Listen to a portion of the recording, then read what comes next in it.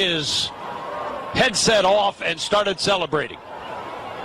You got to make a 29-yard field goal to win the game. Tulsa did not. Final score, Memphis 42, Tulsa 41. Is that not a thing of beauty? That's beautiful. I wish I would have been able to hear that last night. Oh, well, let me say hello. Hello, everybody. Welcome to the Blue and Gray Show. I'm John Stacy. Over there, Drew doing his thing. And in studio with us tonight, a guy from one of our first 3 or 4 shows, I think, wasn't it? Yes, sir. Joe Craig in the house. We're going to have some fun. Back to it. That right there, folks, was the audio clip of the Tulsa play-by-play guy. And Bruce Howard. Okay. And if you think he was in shock, you should have seen those morons on the other side of the stadium. I would have paid to see that. Oh, I did. But what was funny was they put some Tulsa fans over there among the Memphis fans, believe it or not. Okay. And all of them were really quiet at about that point. But if you watch that kid kick basically the same field goal in the first quarter, well, it was a little longer, wasn't it? Mm-hmm. It's about, a 35, 40-yarder? Somewhere in there. And he did the same thing. What made him think that he was going to do any different? That's his job. I guess there was just confidence in him. I'm not too sure, but I'm with you. I would have at least put someone else in, or at least go for it. I don't know. Well, they were playing for the field goal the minute they got down inside the 20. Right. They quit. They didn't throw the ball. Yeah. They did, and they'd been kind of successful with that. Right. And they just said, "We'll play for the 3," and it made no sense to me then. That make any sense to me now? Because if Drew, you know this better than we. Didn't he cost them the SMU game? That kicker, didn't he miss something in overtime? I believe so, yes. So they go back to the well Yeah. and get the same result. What's the definition of insanity? Doing the same thing over again and expecting different results. That's a good definition. They're showing that every day then. But wow, we're looking at the most interesting week in Memphis football ever. College game day has not announced yet. Why, I don't know. Right. We are the primetime game Saturday night on ABC, which to me is bigger than game day. Yeah. Because I think that's the most watched game of college football every week, if I'm not mistaken. It's got the highest ratings. And for us to get into that spotlight is a big deal. Right. So I'm just ecstatic to see that. Yeah. We found that out last night at about the start of the game. Yeah. So we were all happy about that. And it's just, wow, All right, let's do some housekeeping here real quick. I want to thank, of course, Tiger Paws Carpet and Upholstery Cleaning. Jerry Jeffries, without her, we would not be here. It's quite that. It's just that simple. Wolf Chase Honda. Those people have been also another one with us since day one. Bartlett Home Furnishings, Tiger Bookstore, DTC Investments, Ty Smokehouse Barbecue. Got a new sponsor this year in Smith Doyle Contractors. And like I said, without Jerry Jeffries, we're not here. Tiger Paws Carpet and Upholstery Cleaning. And Wolf Chase Honda, obviously, is the official vehicle sponsor of the show because we do the Wolf Chase Honda HRV mobile studio, which some of y'all were expecting me to do the show today from, but I got my tail up early this morning and drove back from Tulsa. Number 111. I was going to tweet 111 and then put an exclamation point behind it, and then it looked like it'd be 1,111. Why bother? But we got a lot to talk about. Young Mr. Gainwell. Every week it's something different, ain't it? I love it. I like I told you earlier, I looked at myself yesterday when I was looking at the game, and I just told myself I'm a fan. That's all it is to say. I'm legit a fan because he's consistent with everything that he's doing. Yep. He's consistent. I mean, he's showing he can do every phase of the game: catch the ball, block, run the ball. That vision. first touchdown was a video game move. Yeah, I don't think I would have hit circle on time on the PlayStation to spin right when he did, honestly. But I think he kind of fell in love with it too. because he tended to do it a couple of more times during the course of the game when he may or may not had the need to do it. But, hey, when you can't argue with results. Exactly. The top 25 came out today. We are in both the AP and in the coaches poll again. So we're getting there with the polls. I think we will leapfrog big when we beat SMU. Yeah. We are favored in that game we're here, About 3. which kind of surprised me, but it doesn't. Right. And we'll get more on that later. The thing about I don't like polls to begin with. Yeah. The coaches poll to me is a joke. Yeah. How many coaches? And you've been around how many Division I college football coaches? 3 or 4? 2 or 3. Yeah. 2 or 3? Okay. How many of them have the time to look at the other teams that they don't play? Yeah. None. I've never understood that poll either. So it makes no sense. Yeah. All right. So college game day. If you are going to go out for college game day, get your butts out there early. Get your tailgate set up. If you are a Tiger fan and you want to be there early because we're gonna want thousands upon thousands there. Yeah. We want tailgates set up and people excited. Yeah. If you're a casual Tiger fan, get your butt there. Period. There's no excuse. No excuse whatsoever not to be at that game Saturday. What's the difference between playing in front of 20,000 and playing in front of 40?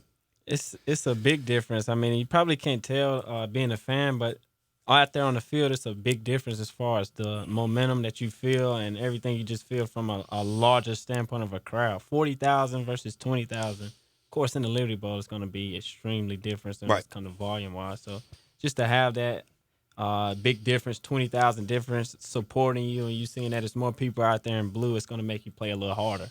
And that's another thing. Wear blue. Wear blue. Wear blue.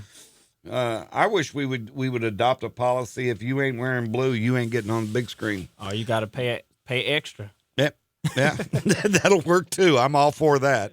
Okay, you're not wearing blue, give us another $5. We'll donate it. I can deal with that. Yeah. This is Norvell's second 7-1 start. That is mind-blowing. Yeah. And we'll get more into this later. I'm just kind of teasing you with some stuff. Before I go any further, as you know, we're being broadcast live on @Sports56 on Facebook, Periscope, Instagram, YouTube, Twitter. Are we on the website too, Drew? Is it on the Sports 56 website at the same time? We don't have video on the website, but you can listen on the website. All right, but if you go to the social media things, you can leave us messages. And in those messages, we want signs, suggestions for young Drew. Drew's gonna come out there with a sign bright and early Saturday morning. He's gonna be there at 6:30 in the morning. Right now, I've got the fiance to commit to 7:15. You better commit her to I'll see if I can get it down a little bit. She's listening, so she's already knowing now that She's not listening. She doesn't listen to me on the radio. Well, she's not listening. Not you. You don't talk that much here.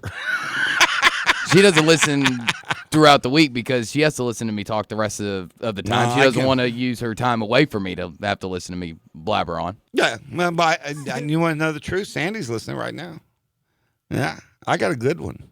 Yeah. Of course, this woman's let me go to 111 straight football games. So somebody asked me, how do you manage to do that? I go, I got a really good wife. Exactly. So it is what it is. So there's a lot of things happening with this team that I don't think a lot of people see. Gainwell's the obvious one.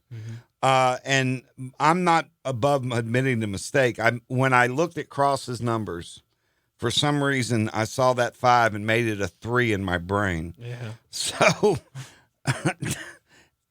Joey Magnifico needs 19 yards to catch Alan Cross. So he needs 20 to break it. He now needs just 2 touchdowns to tie Allen and 3 to break it. As you saw on the broadcast last night, they talked about the relationship between Joey and Allen. Yeah. And how it's been big brother, little brother type thing. Right. You played with Allen. Mm-hmm. Does anybody work harder? No, I don't. I haven't seen anyone work as hard or as dedicated to him. I knew he was fully dedicated. I'm not too sure if you remember the Miami Beach Bowl where he grabbed the helmet and Yeah. really just cracked his skull for the game. And Yeah. I would have never done it just to see him do that and just to see how hard he worked when I first came in, because I only spent 2 years with him. Yeah. Just from the time that I entered into Memphis until we left off, it was a totally different guy. It's just he transformed himself into that by the work that he did put in. Yeah. If you're going to emulate anybody, Alan Cross is the guy to do it. I agree. He was a walk-on at Memphis. And for those that know Alan, some do, some don't. If nobody works harder, he was a walk-on at Memphis, and a Division I college football coach point blank told him he'd never play in the FBS. Mm-hmm. And that coach is no longer at his job. Yeah. They said he would never amount to anything at Memphis. He only became the leading tight end in school history. Right. He played 3 years in the league as an undrafted free agent Yeah.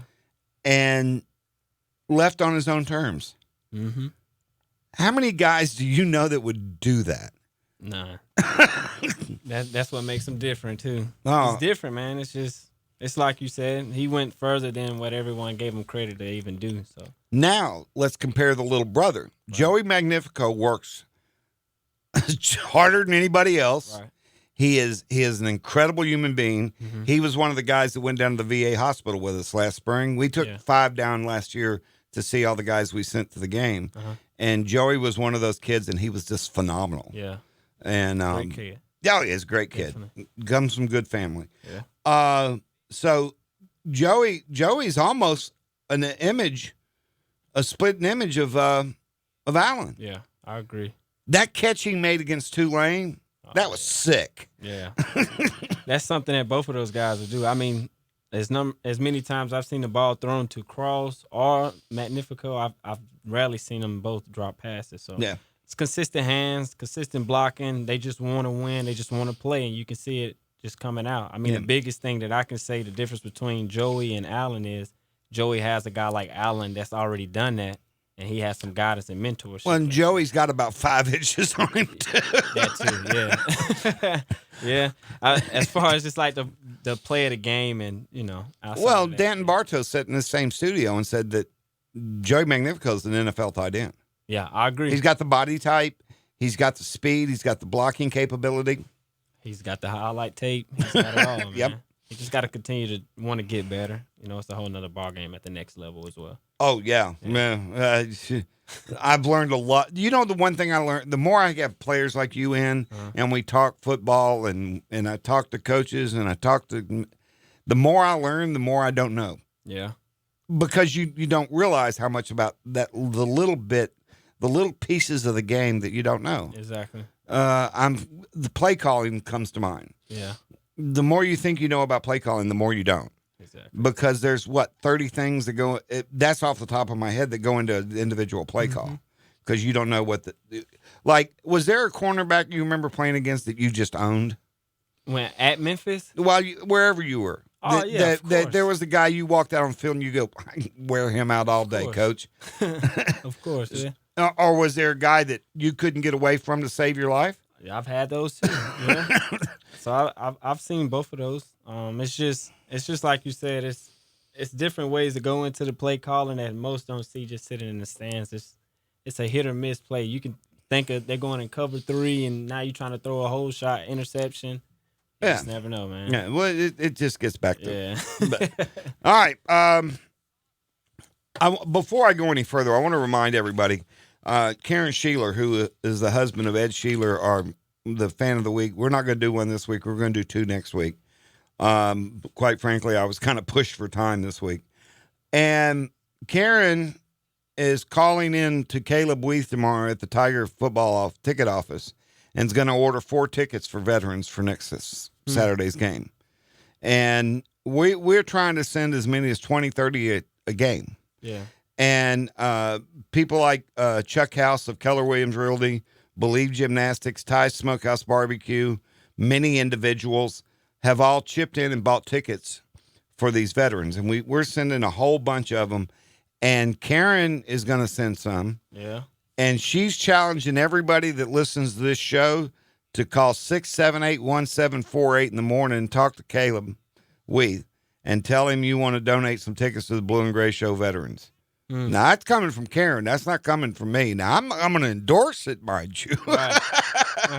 But, and I also want to tell you a story about a kid named Stone Edwards. Stone is a Marine attached to the 8th and I unit in Washington, D.C. You ever seen the Marines on TV for the ceremonies and stuff you see in D.C.? Right. That's what Stone does. Okay. And he just had a new baby.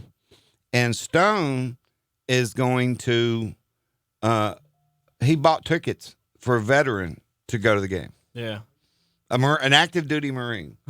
You got to be happy with that. Yeah. You know, and take 678-1748. Tell Caleb you want to donate tickets for our veteran program, and we will get more veterans out there. I'll tell you this, and to take that a little bit further, I know the positive effect that it has on these guys. It's a lot of these guys are having issues that being social and getting out into the world is important. Is that anything I need to know about? Okay. All right. Let's talk. We're going to touch on this play real quick. The fake punt. What'd you think of that pass? It was perfect. I agree with what you said. Maybe he needs to get in some snaps or get back up. He just added a new position to his resume. Well, he's already, to me, an NFL quality punter. Yeah. I mean, he's one of 3 Tiger punters who've had 2 70-yard punts. Yeah. You played with the other one. One of the other ones, Hornsey. Yeah, he was good. Oh, Tom was a good. I actually traveled with his parents for the last 5 games he was here, and boy, that kid. Yeah, I never understood why he didn't get a shot. Well, he did with the Cowboys, but not a legitimate one. Exactly. And Tom, punters and kickers are interesting cats. Mm-hmm. Oh, speaking of which, and I'm kind of going all over the joint.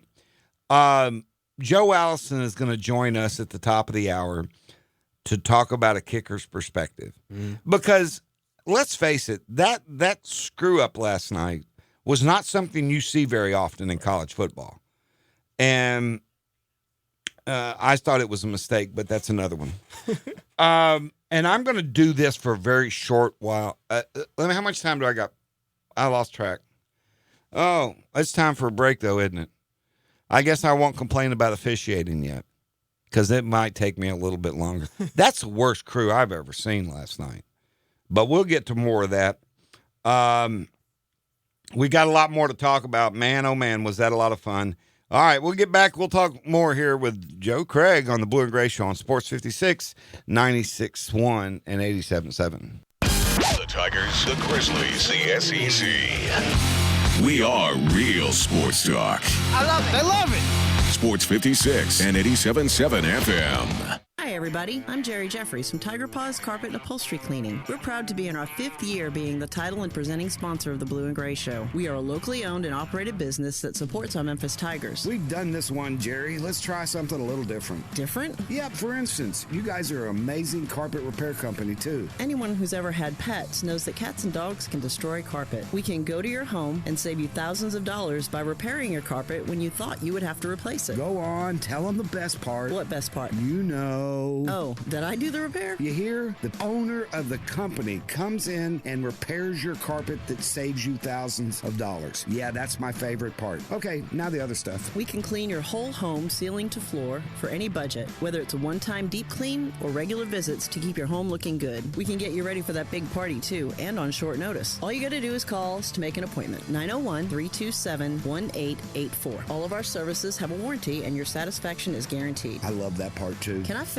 this? Sorry. We do free in-home estimates, so you will know the price up front and the results you can expect when we are done. We have special discounts for rental properties, military, and first responders as well. We are a company that gives you great service at a fair price. So call us at Tiger Paws Carpet Upholstery Cleaning, 901-327-1884, or look for Tiger Paws Carpet Upholstery Cleaning on Facebook.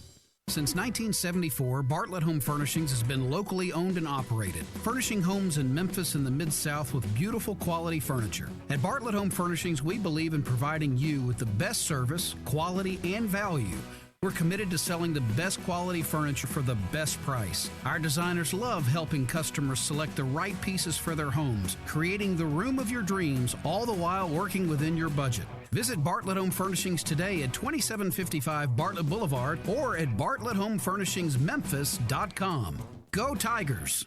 We all know Memphis is considered to be the barbecue capital of the world, but the best isn't in Memphis. It's in Bartlett at Ty's Smokehouse Barbecue at 7174 Stage Road. It's simply great tasting food in a clean, family-friendly environment for a fair price. I've been going to Ty's for quite a while and have noticed a couple of important things. There always seems to be a smile on everyone's face. That's staff and customers. Everybody is happy. The other thing is the smell. Just wow. I mean, wow. Your nose is filled with the smell of good barbecue as soon as you walk in the door. Of course, that's probably one of the reasons everybody's happy. If you need great Q for your tailgate, Ty's is the place to go. They've got a 12-pack pulled pork or chicken. That's with 2 slabs of ribs, wet or dry, for just $75.99. That's an $82 value, and you cannot beat the barbecue there. There's so much more, too. Go by and see them at Ty's Smokehouse Barbecue, 7174 Stage Road, or give them a call, 384-8111. That's 384-8411, or you can even have Ty's delivered by using the DoorDash or Bite Squad apps. Like my friends once told me, eat there once and you'll thank me later.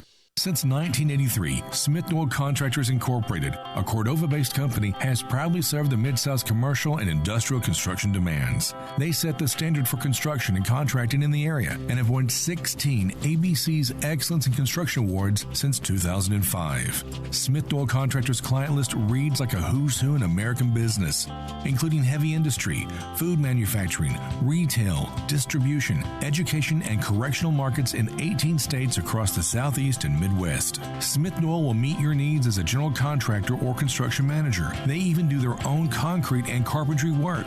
Their highly skilled and capable crews ensure that your finished project is second to none. And as a Tennessee drug-free workplace, they make safety a priority. For any construction or contracting questions, call Smith Noel Contractors Incorporated at 901-213-3993. Again, 901-213-3993. And make sure you mention you heard them on the Blue and Gray Show. Now, back to the Blue and Gray Show, brought to you by Tiger Paws Carpet and Upholstery Cleaning. Here once again is John Stacy.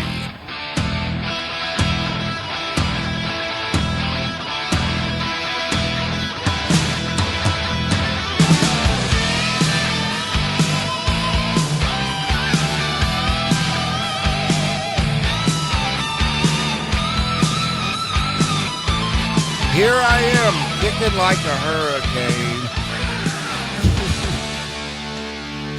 That means I'd miss too.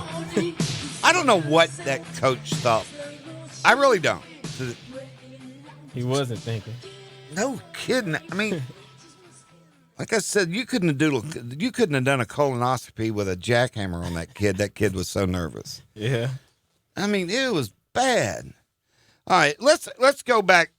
No, you know what, Drew, you're going to play that coming out of the next break? What we talked about? Maybe, I don't know. Depending if it fits in my schedule. Well, I'm trying to fit it into the discussion is the reason I want to do it. I was going to talk about that. All right, I'll do it. I'll do it next break. All right, so we'll not talk about this break. I want to talk to you about the receivers on this team. All right. Because there's a lot of good ones on here who are growing into their own as time has gone on. Right. All right. DeMonte Coxie. Mm-hmm. What's your favorite thing about him?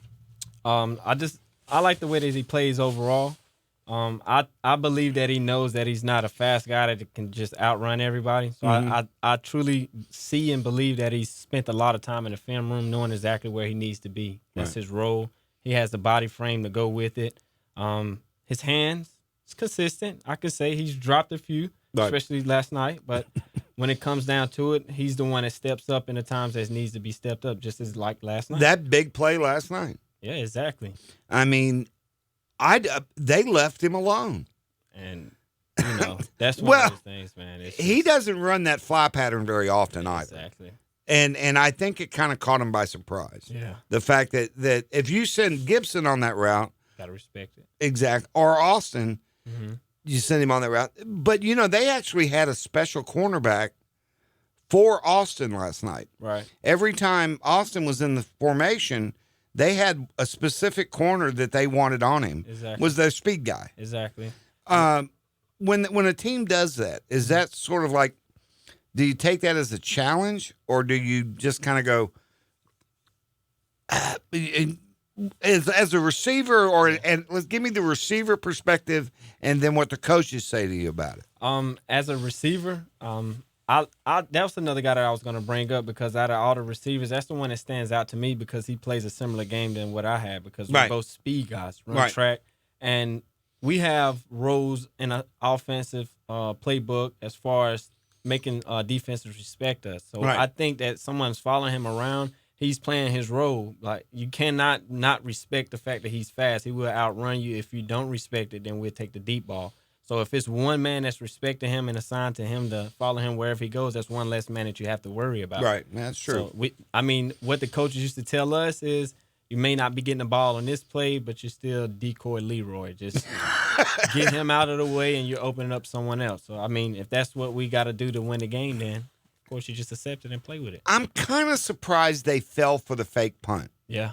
Because if you're going to send somebody down on coverage as the gunner, would it have been Calvin Austin? Yeah. No. Yeah, I agree with you.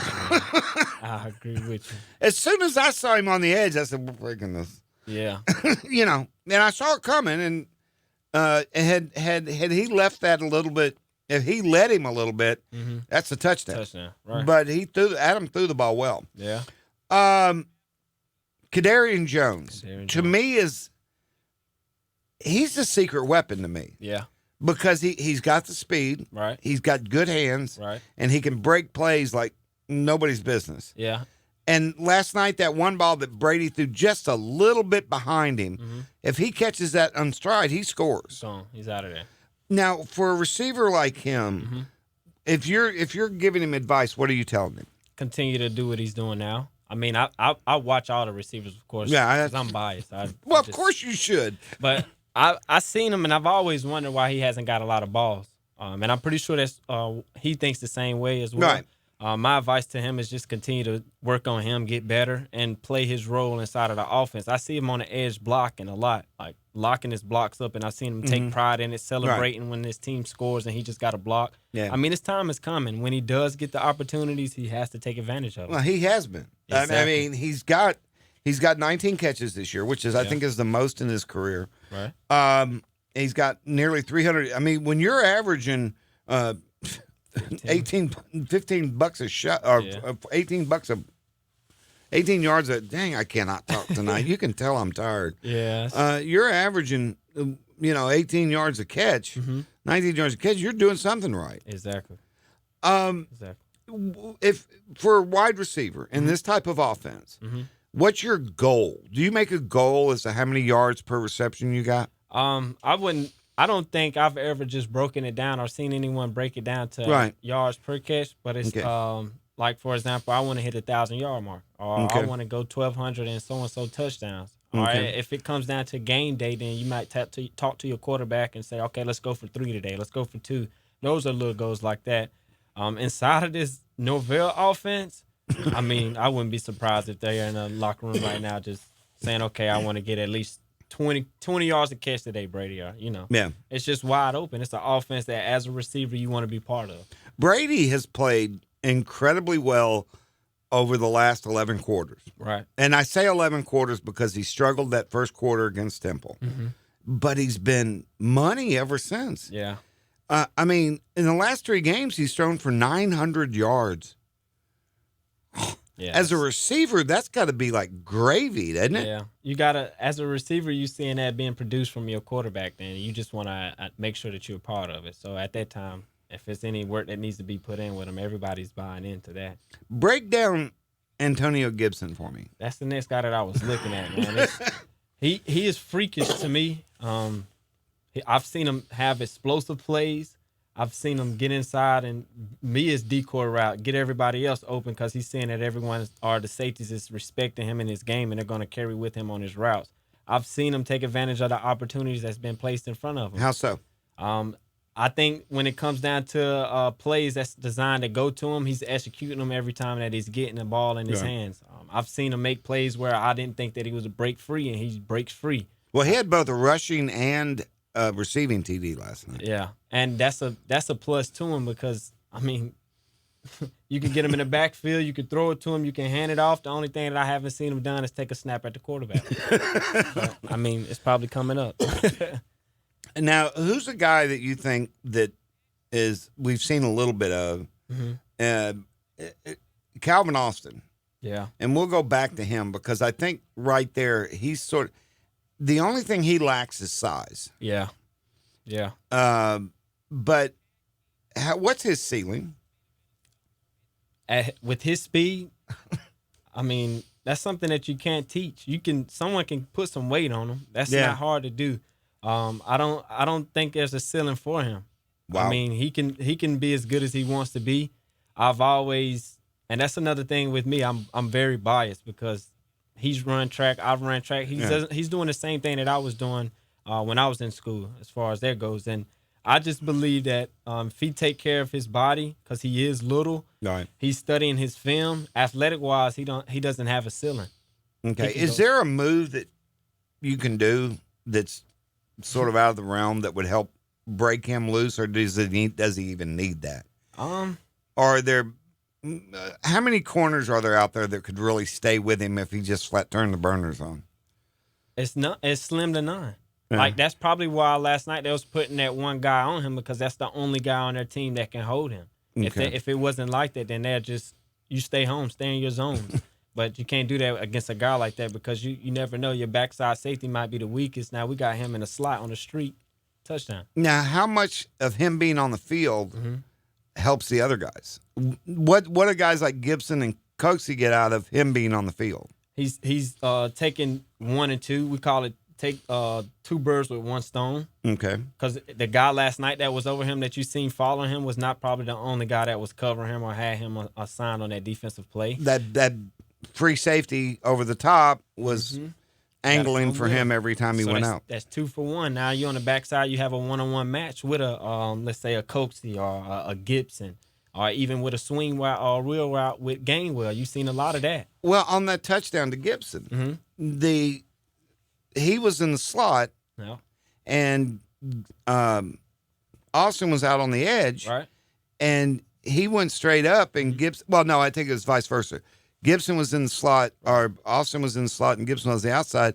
And when Gibson went out, he took that safety with him and opened up the middle of the field. Exactly.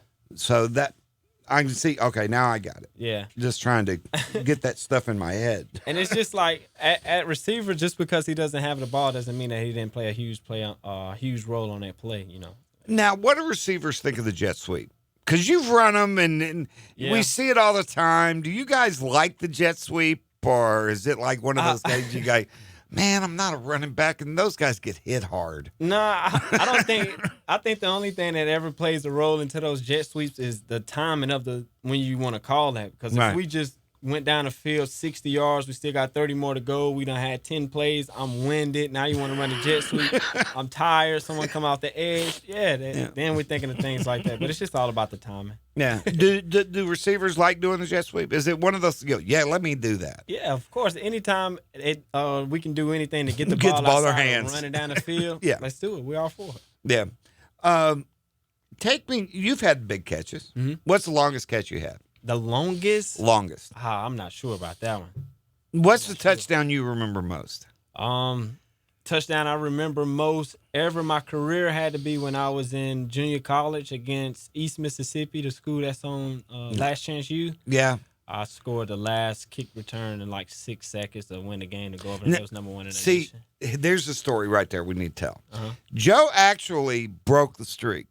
Oh, yeah. Joe actually broke the streak. Did you know that? You remember that, Drew? I did. Yeah. You actually broke the streak, and the flag. Yeah. Now, it was against UC Ref. UC Ref 2013. They had just taken the lead on 24-17 on that targeting, the helmet to helmet where they knocked out Wofford. Yep. Joe took the next kick, went down the field with it, the flag was thrown after you crossed midfield, correct? Because you remember, you looked at the film. Yeah. Was there a hold on that? We watched the film so much. We was trying to find a reason why they threw it. To this day, I haven't seen a hold on that play. That's why I call him UC ref. It was. But how many yards was that? I think it was like 97. Yeah. Yeah. Because I remember everybody, you were at the game. It was everybody went nuts. Yeah. Of course, Pollard eventually got it. Right. But you actually broke the streak. Matter of fact, I don't recall ever having one come back, Drew. Before that, the closest one was Bobby, I think. Yeah, Bobby. Yeah, Bobby at Duke. Yep. Yeah, because that 2012. Bobby had that one, and the guy got him by the top of the shoe on like the 5. Yeah. So He had a good one against Middle Tennessee, too. yeah. Bobby, what made Bobby special about returning kicks? I don't know. I'm not too sure. When I got here, I always wondered why he was back there. But He did a good job with it. Good job. I don't know, man. But you know, Bobby got paid this year. Yeah, big time. Big time. Big time, man. Deserving. You ever call him? Yeah, we still keep in touch. Anybody that I play with at Memphis, we always talk. We have a group message. We checking in with each other. Text him, see if he wants to come on. Yeah, let's see. He's busy, isn't he? Doesn't he Yeah. got a game today? Yeah. No, they're playing on Monday night. Yeah, I'm not too sure if they're playing. Let's see, man. You got the number in your phone, by the way. Can I ask you a Bobby question real quick? Who, me? Yeah. What? I don't know if you saw the story, but you know he got in trouble last week for supposedly spitting at in a fan's face up in Buffalo. That doesn't sound like Bobby. And that's what I thought. I mean, what would you know, Bobby? So what would it take for that guy to have had to say to actually piss Bobby off enough to spit at him? My honest truth, someone had to say something racial to him. It had to be, because I've heard Bobby get called everything under the sun, and I mean, of course, he reacted as far as letting you know he's mad, but not to the point of spitting on one's face, man. And that didn't sound anything like him. Yeah. That's why when I saw it, I went, I don't think so. Or the man is telling a story, you know, unless someone's seen him. Yeah, because there's no video of him actually spitting at him. There's video of Bobby confronting the fan pregame. Yeah. Mm-hmm. And you can see Bobby walking through the tunnel, and then he turns around. So I was just trying to figure out exactly how bad it'd have to be, because I met Bobby once or twice when I was at the University of Memphis, and he seemed like the coolest tempered guy I've ever met. Right. Well, that was one of the qualities about him that was able to. He played defensive back as well as anybody's ever played it here. Yeah. And still holds the record for pick sixes. And Bobby, that's cool under pressure guys I've ever seen. Yeah, I agree, man. It's more to that story, man. I don't. By the way, I did see him get upset at Duke. When that guy got him by the foot, he thought he had it. Oh, yeah. He got up just furious from that. That happened right down in front of where all the fans were sitting. Yeah. So he was right down. He literally landed within 20 feet of where we were sitting down there in that corner. So, yeah, he was mad. Yeah. He thought he had that one. All right. When we come back, we're going to talk about somebody that Joe is a really big fan of. We got something special for you right here on the Blue and Gray Show, brought to you by Tiger Paws Carpet and Upholstery Cleaning on Sports 56, 96.1 and 87.7. Where Memphis comes for real sports talk. Sports 56 and 87.7 FM. You guys have heard me year after year brag about my Wolf Chase Honda CRV mobile studio. Well, I got rid of it. That's right, no more CRV. Now I've got an HRV. I went to Wolf Chase Honda and traded the CRV for a 2019 HRV EX. I'm like a kid in a candy store with this car. It's got all the toys. I don't even have to take my keys out of my pocket to drive. With the Honda sensing technology that includes collision mitigation and lane keeping assist, I'm going to be safer on the road too. Oh, and it's a beautiful blue, like a tiger blue. Now is a great time for you to go see them out at Wolf Chase Honda. They've got some amazing deals on Accord, CRV, Civics, Pilots, and Fits in addition to the HRVs. They will not only make you a great deal, but they've got their premier service department in the Mid-South. Go by and see them at 2982 Germantown Parkway, which is just north of the Galleria, to get into a Honda today. Wolf Chase Honda, the official vehicle provider of the Blue and Gray Show.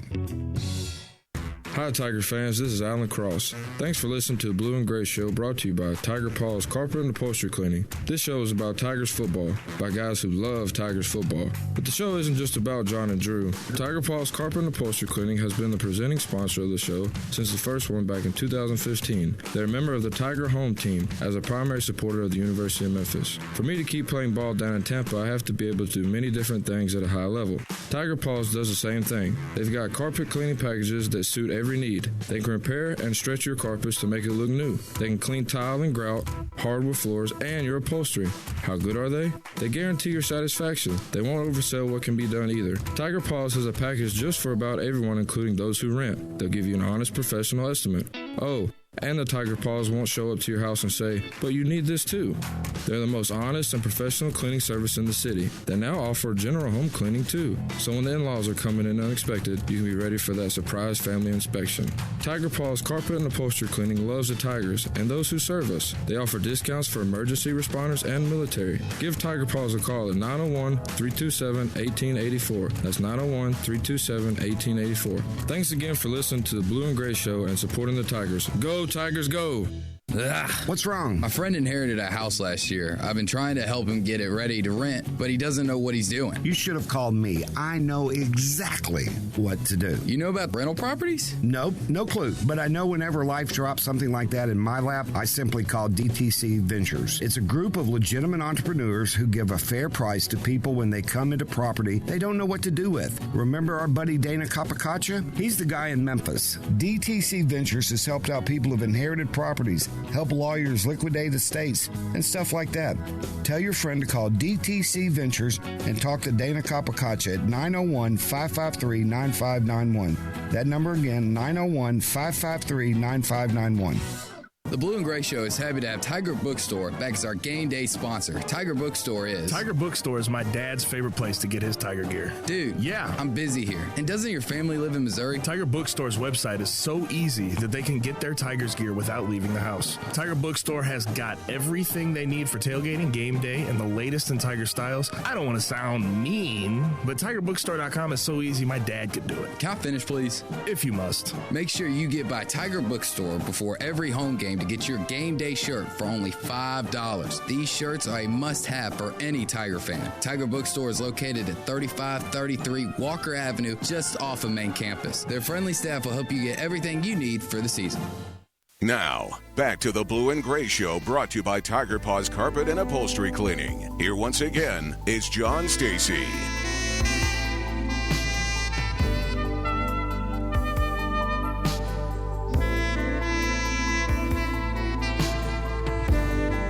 Little mood music. Earlier today on Joe's Twitter account, he put Kenny G, I'm a fan. Mm-hmm. And I knew what he meant, but we couldn't resist this. The young pup across from me. This is Kenny G. Yeah, this is my first time hearing this. I didn't know who Kenny G was. You like that sax? Yeah, he's playing it pretty good.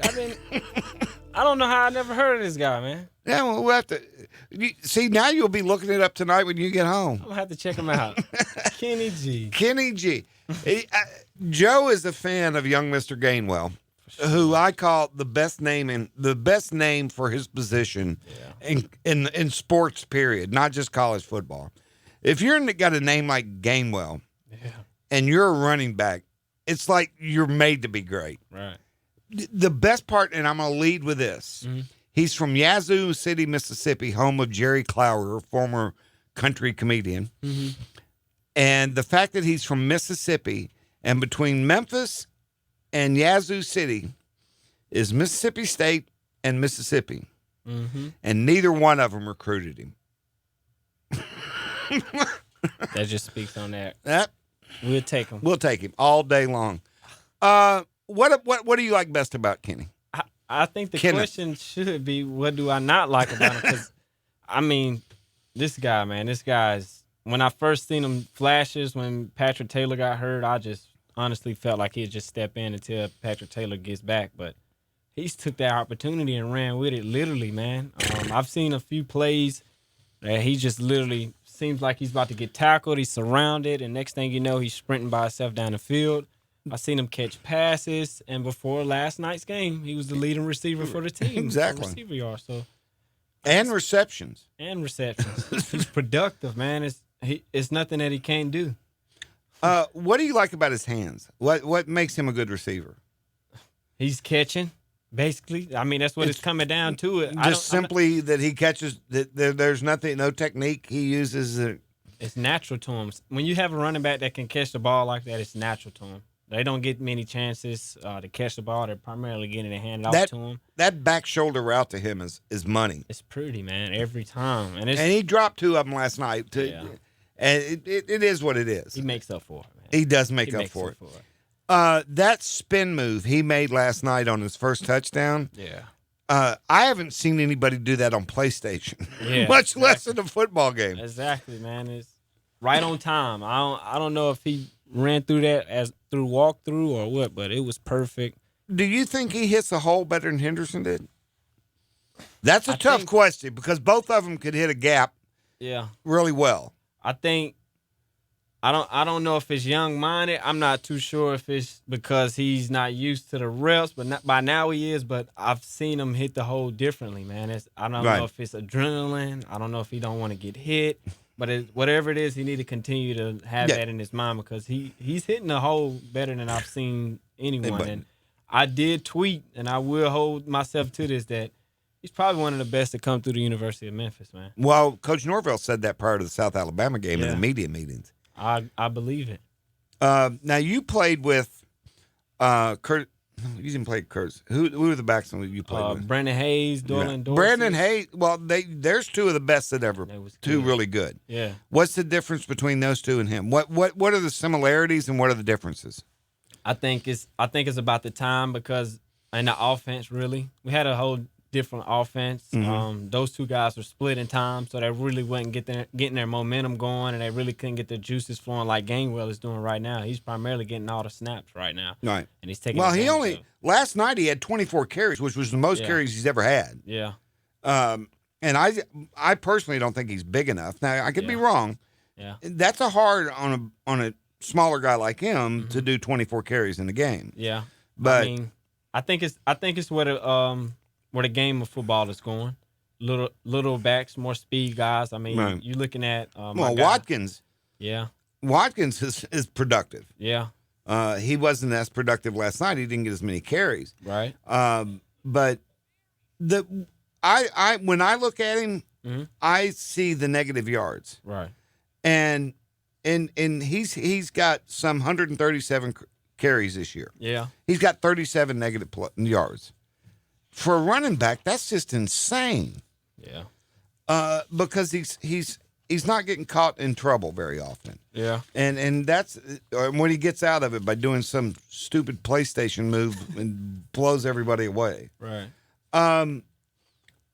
What do you think the upside is to him? Is there a ceiling you see for him or no? I think I'm still learning him. I'm still just like him, anxious to see him get more opportunities to see what he'll do with it. I don't think I ever put a ceiling on anyone, honestly, to be completely honest with you, because I never know someone's potential. I grew up a lot of people telling me I couldn't do a lot of stuff that I did, so I know for sure ceilings are really not nothing that needs to be placed on anyone. But right.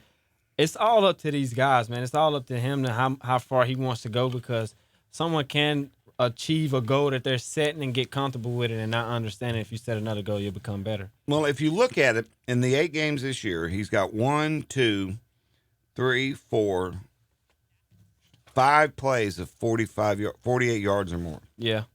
46 yards or more. That's amazing. Yeah. I mean, you don't see that often. Yeah. The big play is the fascinating part. I mean, last night, I knew he had good yardage, but he only, in the last 2 games, he's only averaged about 6 yards a carry. Yeah. And you're going, huh? That's all? Yeah. But that's 6 yards a carry for a back is phenomenal. Yeah, that's pretty good, man, especially on those snaps that he's getting. Yeah. I mean, it's not like he's not scoring with it as well. I mean, he had 3 touchdowns. Yeah, that's all. That's all. I mean, the more snaps that you get, of course, it's going to be hard. It's going to be hard to keep that 10-yard average, 8-yard average with 20-something snaps. If you're doing that, then you're ready. Do you think he's better suited to do 15 to 17 carries and let somebody else keep the burden, carry that load as far as rushing? Because it's kind of hard not to give him the ball, but you can't always give him the ball because the defense is keyed on him last night, and he had a couple of short ones, primarily because they were they on that 3-3-3 defense. Yeah, the 2 safeties were sneaking up and part of the run defense. Yeah, they're helping out for sure. I honestly think if it's no sign of him getting beat up, if it's no signs of him slowing down, I'll continue to run him. Yeah, I'll continue to run him. I just think he's better if you get him about 16 a game. Yeah. I just think he's more productive that way because he's more explosive. Yeah, I agree. And they won't key on him as much. Yeah. If with the receivers we were just talking about, if those guys are catching balls, and Brady, like I said, Brady's thrown for 900 yards in the last 3 games. Yeah. That's incredible. Crazy. Yeah, it's crazy. So if he can keep that up, he's going to keep getting opportunities to break big plays. Exactly. And I think that's playing a huge role into how he's getting a lot of yards as well, because it's not like we're just coming out and predominantly running the ball and you're having this run defense. We keep you on your toes. You don't know if we're about to throw the ball deep to Joey, Coxie. You don't know if we're throwing a quick screen. You don't know if we're handing it off to Gainwell in the backfield, dumping a screen, or hitting him on the wheel route. You don't know. And I don't have the numbers in front of me, but we are primarily a run team. Yeah. People don't realize that. And you were in Coach Fuente's offense, right, where everybody thought it was a pass-happy offense. Well, that wasn't just the case, was it? You were running about 55 to 60% of the time. Exactly. Yeah. And that's the funny part about these new advanced. You don't see that many true air raid offenses anymore, do you? Yeah. No. Most of these offenses are spread them out, run the football. Mm-hmm. Now, let's move into something that's near and dear to my heart. Officiating. Oh, yeah. Let's talk about the officiating. That officiating was so bad last night, it drove Drew to some things he didn't want to do. Am I correct there, sir? It was a factor, but it wasn't the only factor. Drew had a little bit too much fun last night. Just a bit. I'm not as tired as Drew, and I drove 6 hours this morning. I'm getting there. I'm getting better. I'll be fine. All right. Let me talk about I'll say this, and I talked to Mark Packer of ESPNU on the radio. He called that the Temple thing the worst call in the history that he's ever seen. Yeah. Which is pretty bad, and it's the same stinking league. The calls last night, some of them were so blatantly bad that I'm still trying to figure them out. Yeah. The pass interference call in the end zone where the defensive back was going for the ball. Now, you're a receiver. Mm-hmm. If the receiver's not trying to catch the ball, how can he be interfered with? All right. And he'd have had to be about 9 feet tall to catch that one. Yeah. Then there was the targeting that they picked up. Now, I have a question. You guys watched it on TV. Mm-hmm. Did he drop that ball? Do you remember if he dropped that pass? The one that they caught? You don't remember, Joe? Yeah. I don't think he did. Okay, so if he caught the ball and they didn't do the targeting, the spot should have been where the ball was ended, right? Right. They moved it back to the original line of scrimmage. Yeah. And did the next snap from there. And nobody – so my guess is he dropped the ball. Yeah. That's the only thing I can think of. But they didn't call targeting till he popped up and waved the hand up. Mm-hmm. What? That was that was one of those things. It's just, I don't know, man. That was the second one. Yeah. And then now this is one that I'm trying to figure out the rule on. And maybe somebody can please put up by the way, we're still looking for suggestions for Drew's signs. If I start giving him suggestions, he's going to get kicked out of game day if he uses them. We don't want that. We need clean ideas. Clean ideas. See, he's already talked to me, so you know where it's going there. Yeah. The other one was when the kicker tripped Clay Brooks. It looked from the stands. Now, you guys watched it on TV. It looked from the stands like he actually kicked at him. Mm-hmm. How is that not a personal foul ejection when you try to blatantly kick a player? I mean, is that something that can be reviewed now? Well, no. Oh, yes, That's only in the league. Yeah. So, I mean, it's prevented us from scoring a touchdown because Clay Brooks goes to the end zone with that. Right. But, and I understand you trip, that's fine. But it looked like he kicked him. So I'm not 100% sure, and I guess I need to watch the video closer. Right. But in real time, it looked like he kicked at him. Yeah. To which, to me, was a different penalty. But, and I looked into the crews, all right, because that's what I do. The back judge we've seen 4 or 5 times in the past. Both Tulsa games in the last 2 years, not this year. Then a Navy game, but the side judge we'd only seen twice before, and no, the side judge we'd never seen before. Okay. That side judge that was making those bad calls, Right. never seen. That's the first time we'd ever seen him. The line judge we'd seen on multiple occasions, and mostly from against Tulsa, believe it or not. Mm-hmm. So I just don't know. I really don't. And when officials are making calls like that, what do you guys start talking? How does this affect play? I mean, that's one of those situations where it put us to start telling each other we're playing against Tulsa and the refs. Okay. We're playing against both of them. So it's kind of hard. It gets frustrating. It can get to you mentally because you feel like you're doing right or someone's doing wrong against you and it's not being respected.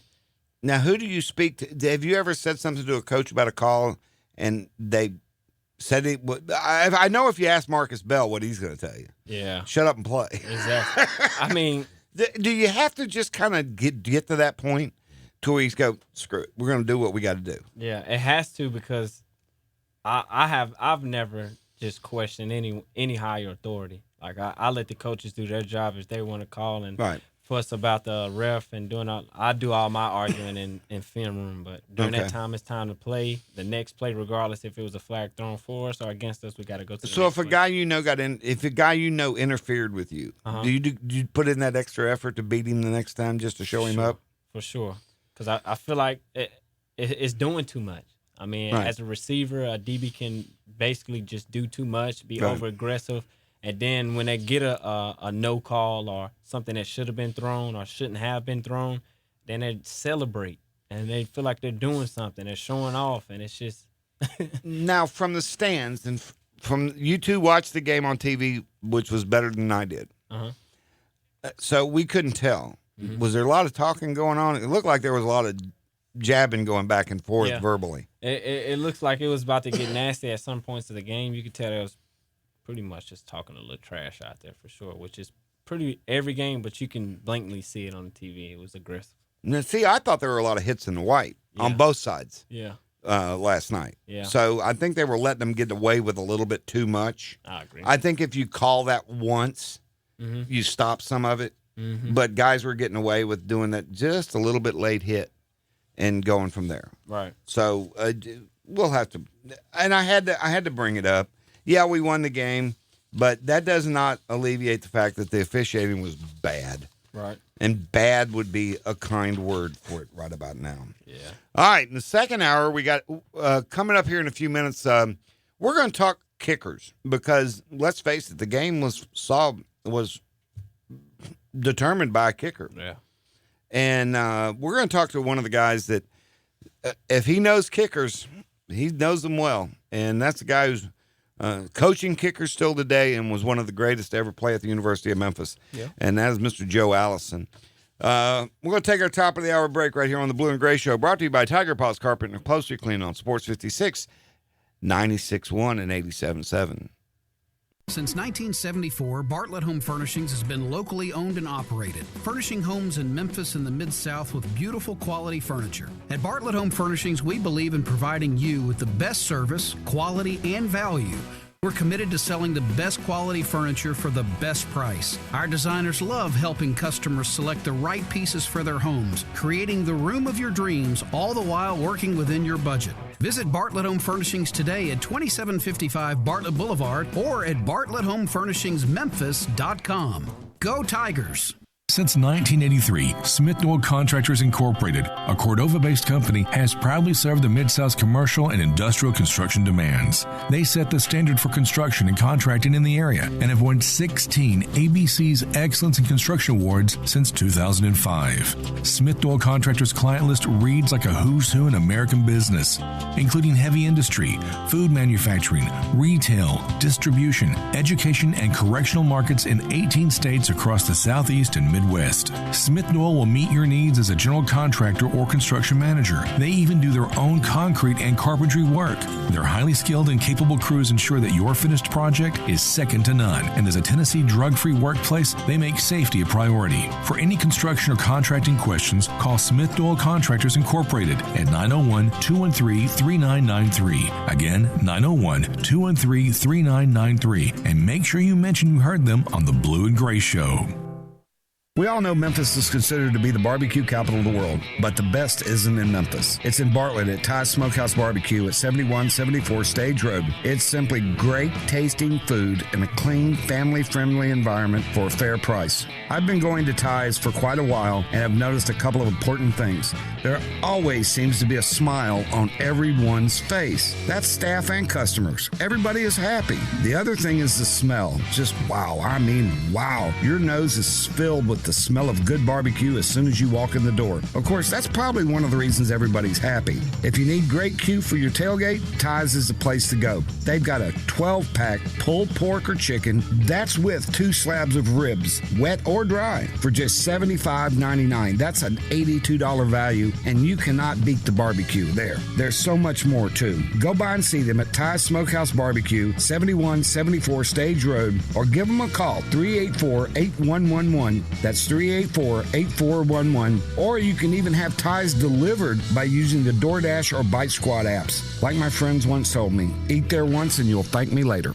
Hi, everybody. I'm Jerry Jeffries from Tiger Paws Carpet and Upholstery Cleaning. We're proud to be in our 5th year being the title and presenting sponsor of the Blue and Gray Show. We are a locally owned and operated business that supports our Memphis Tigers. We've done this one, Jerry. Let's try something a little different. Different? Yeah, for instance, you guys are an amazing carpet repair company, too. Anyone who's ever had pets knows that cats and dogs can destroy carpet. We can go to your home and save you thousands of dollars by repairing your carpet when you thought you would have to replace it. Go on, tell them the best part. What best part? You know. Oh, did I do the repair? You hear? The owner of the company comes in and repairs your carpet that saves you thousands of dollars. Yeah, that's my favorite part. Okay, now the other stuff. We can clean your whole home, ceiling to floor, for any budget, whether it's a one-time deep clean or regular visits to keep your home looking good. We can get you ready for that big party, too, and on short notice. All you got to do is call us to make an appointment. 901-327-1884. All of our services have a warranty, and your satisfaction is guaranteed. I love that part, too. Can I finish this? Sorry.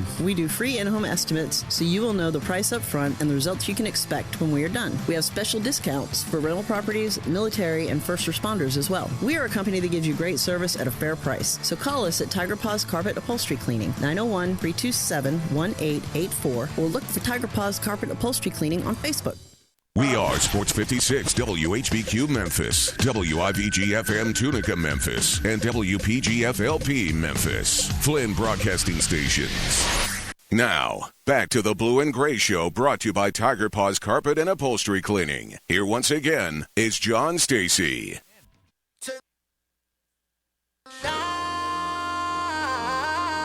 I had an ad.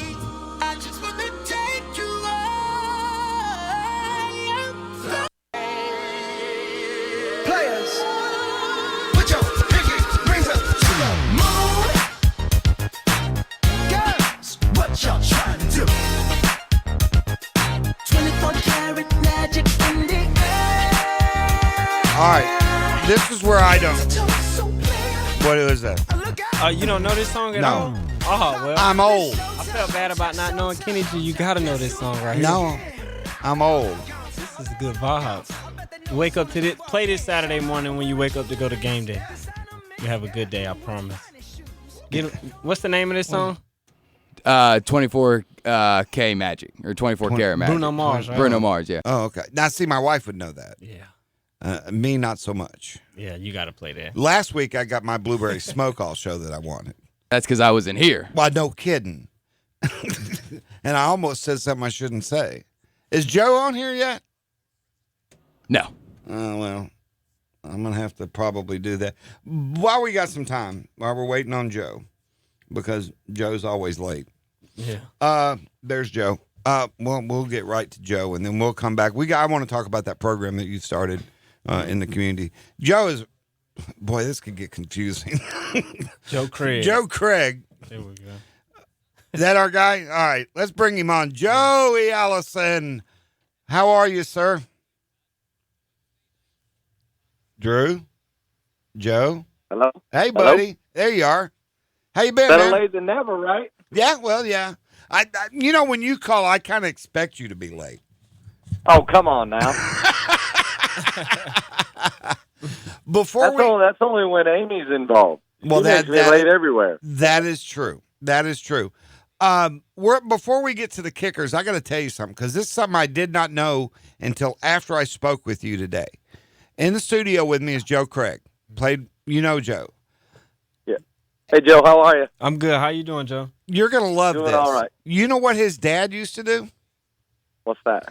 He drove the truck for Speed Channel. Yes, sir. And the NASCAR set. Mm-hmm. Nice. Yeah. And your uncle was employed as He was a tire man, part of the pit crew for Greg Bodine. Is that how you say his name? Greg Bodine. Yep, Yeah. that's him. Yep. Jeff Bodine. Jeff Bodine. Bodine. See? There it is. It's one of those. I'm here. I'm here for you guys. I got to keep you guys straight. There we Yeah. go. All right. So I found it odd that there was a NASCAR connection. Yeah.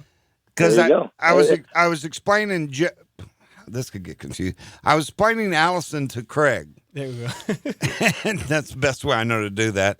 Yeah, that was my first summer job during my years of playing, and of course until Davey fired me after my sophomore year. So You got fired by your uncle?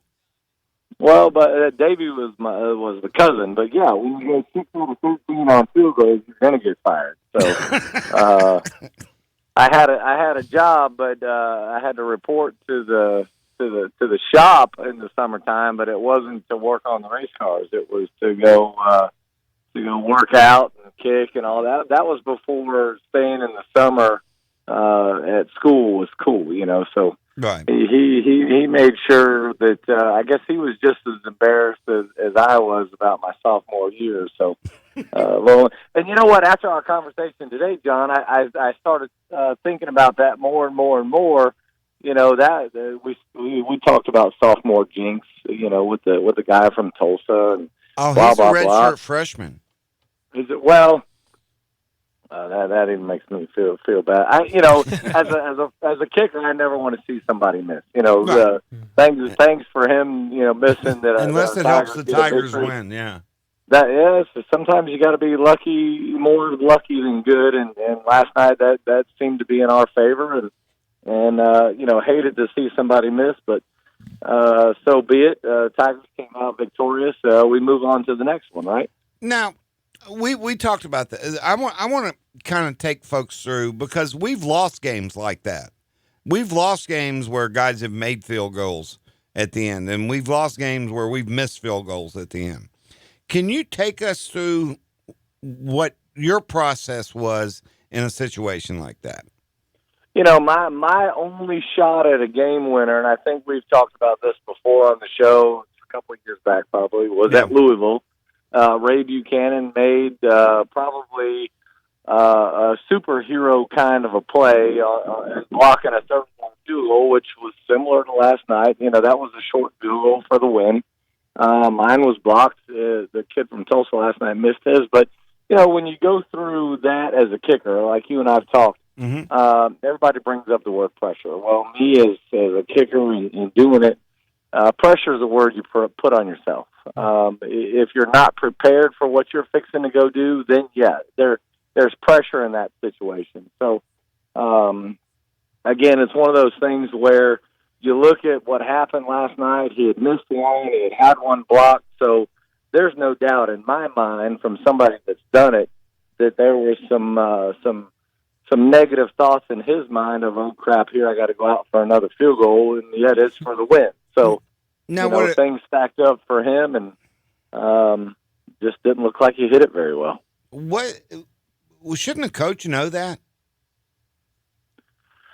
But Jeff Harris would tell you, John, don't talk to kickers. In situations like, I'll back up and use my own son. I've coached Reese, here. He's a senior. I've coached him his whole life, and I know when it comes down to a given situation where things that I need to tell him and where I just need to leave him alone as a competitor, Right. And it's coaches know their kids, but most coaches ain't going to say one word to a kicker, and they're going to tell everybody else to stay away from him because, again, I'll throw Jeff under the bus and say, he'll say they're kickers. You got, they're weirdos and whatnot. But in all fun and everything, you got to remember, I'm an honorary member of that '92 team. There you go. There you go. And I would talk to kickers, but then again, Harris has called me a kicker at heart. So who knows? Well, I think he's just afraid to admit it. I think really he would have loved to have been over there on our field, Field 4, the infamous Field 4, doing our kicking routine. Our kicking routine probably took us, I'll say, on the heavy side, 45 minutes, where everybody else was still practicing and whatnot. And, they saw us. And you were guys discussing where you were going that night to throw a few down. Well, we were playing, golf, and let's face it. Like I tell everybody, you choose what you choose because you know your talent. And, right. If you're an offensive lineman, if you're a linebacker, hey, those of us that chose to be kickers, some can handle your fun word of pressure, and some can't. Like Coach Armstrong said, the kicker's got one down to be perfect.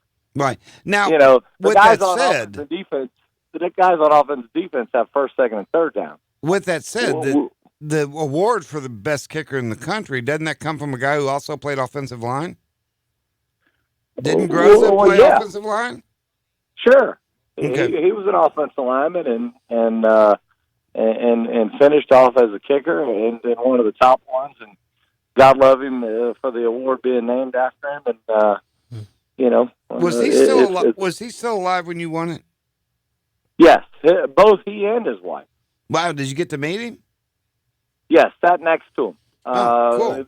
See, that was back in the day before the whole College Game Day award show and all that stuff, and the award was given in West Palm Beach.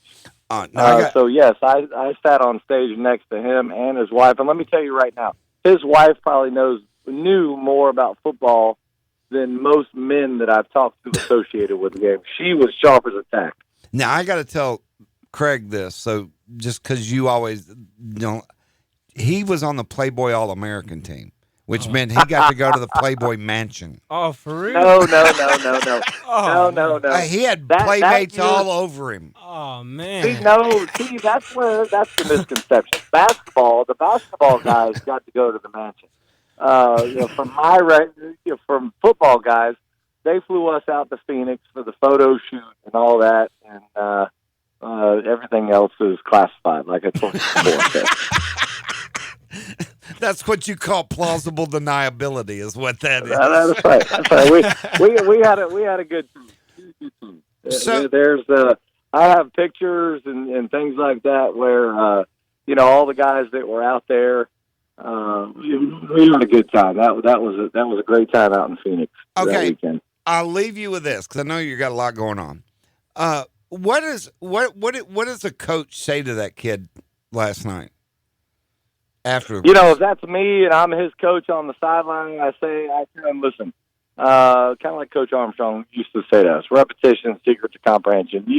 We've hit this kick, 1,000 times. Like I told you earlier on the phone, that's a distance to where he should have probably had, 30 or plus reps in practice that week from that kind of a distance. So, this is something that, hey, we do it every day. Let's go out and do it one more time for the win, and try to build on some type of confidence, especially with the, with the block and right. missing another one earlier that night. You got to be kind of a borderline psychologist, I guess, with us kickers. So. As a coach, and you knew that he had those troubles earlier in the night, as the coach, would you look at the head coach and say, maybe you ought to try and score a touchdown here? No, I mean, because that's a distance to where, it's a chip shot. It's one of those that I guess get taken for granted, and you've seen the kid do it over and over, and he's kicking, for a Division I college team. So, if the coaches didn't have the confidence in him to go out there and put it through the uprights, they'd have made a change and so on and so forth. And if they don't have anybody to change to, I've got a senior down here in St. Cloud, Florida that we can talk about. So that we can get some recruiting going on. But anyway, yeah, well, it's one of those I'll things make as a that coach. suggestion myself, but that's another game altogether. You try to build the confidence level, and knowing that the negativity had built through the night for that, what I would call the group, that's where, as a coach, you step in and say, hey, this is something we do every day. It's basically a long extra point. Yeah. And I know it's very sometimes it works out, sometimes it doesn't. I know it's not really Tiger stuff, but I wanted to kind of give people an idea of why something like that happened. Because John, let's face it, I missed the 25-yarder to tie Alabama my sophomore year. I know, I was there. Pushing it wide right, and it's just one of those things that I felt like I hit it well, and it didn't happen. So, I want you. I don't know if I've told you this. My mother, who was a big Alabama fan, was sitting next to me at that game. I had a very long week. Sorry, but I'd give anything. I'd give anything to have that week back. I will tell you that in a heartbeat. I miss that woman every day. That's why we play the game, and you hate that sometimes it comes down to a ball coming off of a guy's foot, for one shot. Like, quarterbacks that sit there and tell themselves, "Hey, I got to make this throw." Kickers can't tell themselves, "I got to make this kick," because if they're telling themselves they have to, that's lack of confidence. So he basically got in his own head last night. I would probably agree with that statement. I would agree with all the negativity that had happened. I would agree with that statement, and it's easy to do because again, you got the one down to be perfect, and it just didn't seem to happen for them. Thankfully for the Tigers, and we move on to next week to SMU, and then I'll see you guys next week, the week after at South Florida. I can't wait to see everybody. It's about a month. About, what was it? 4 weeks? September. We got to go to Houston 23rd. first. Yeah, we got to go to Houston first. November 23rd. I'm counting down the days. I got to see my Tigers. So. Yeah. Well, we'll get together. We'll have to break some bread or something. Absolutely. All right, brother. You take care of yourself. We'll talk to you soon. Likewise. Go Tigers. Go Tigers. Joe Allison, everybody.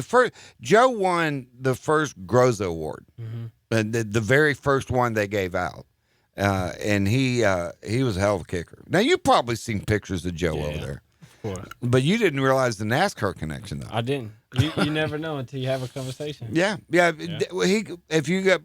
When he gets up here, I'll make sure you two meet. Okay. Joe's a good guy. He really is. All right, we're going to take our next break of the night. When we get back, we're going to talk about the turnaround of this program. Yeah. Turnaround that Joe Craig helped lay right here on the Blue and Gray Show, brought to you by Tiger Paws Carpet and Post Ground, Sports 56, 96.1 and 87.7. Craig Gaston, Eli Savoy. Sports 56 Middays comes your way from 10 till 1 every weekday. Presented by FedEx on Sports 56 and 87.7 FM. The Blue and Gray Show is happy to have Tiger Bookstore back as our game day sponsor. Tiger Bookstore is... Tiger Bookstore is my dad's favorite place to get his Tiger gear. Dude, yeah, I'm busy here. And doesn't your family live in Missouri? Tiger Bookstore's website is so easy that they can get their Tigers gear without leaving the house. Tiger Bookstore has got everything they need for tailgating, game day, and the latest in Tiger styles. I don't want to sound mean, but TigerBookstore.com is so easy my dad could do it. Can I finish, please? If you must. Make sure you get by Tiger Bookstore before every home game to get your game day shirt for only $5. These shirts are a must-have for any Tiger fan. Tiger Bookstore is located at 3533 Walker Avenue, just off of main campus. Their friendly staff will help you get everything you need for the season. Hi, Tiger fans. This is Alan Cross. Thanks for listening to the Blue and Gray Show, brought to you by Tiger Paws Carpet and Upholstery Cleaning. This show is about Tigers football by guys who love Tigers football. But the show isn't just about John and Drew. Tiger Paws Carpet and Upholstery Cleaning has been the presenting sponsor of the show since the first one back in 2015. They're a member of the Tiger home team as a primary supporter of the University of Memphis. For me to keep playing ball down in Tampa, I have to be able to do many different things at a high level. Tiger Paws does the same thing. They've got carpet cleaning packages that suit every need. They can repair and stretch your carpets to make it look new. They can clean tile and grout, hardwood floors, and your upholstery.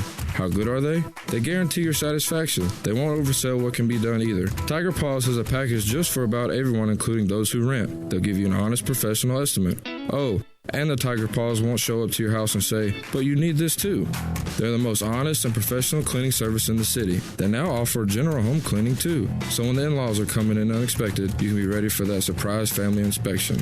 Tiger Paws Carpet and Upholstery Cleaning loves the Tigers and those who serve us. They offer discounts for emergency responders and military. Give Tiger Paws a call at 901-327-1884. That's 901-327-1884. Thanks again for listening to the Blue and Gray Show and supporting the Tigers. Go Tigers, go!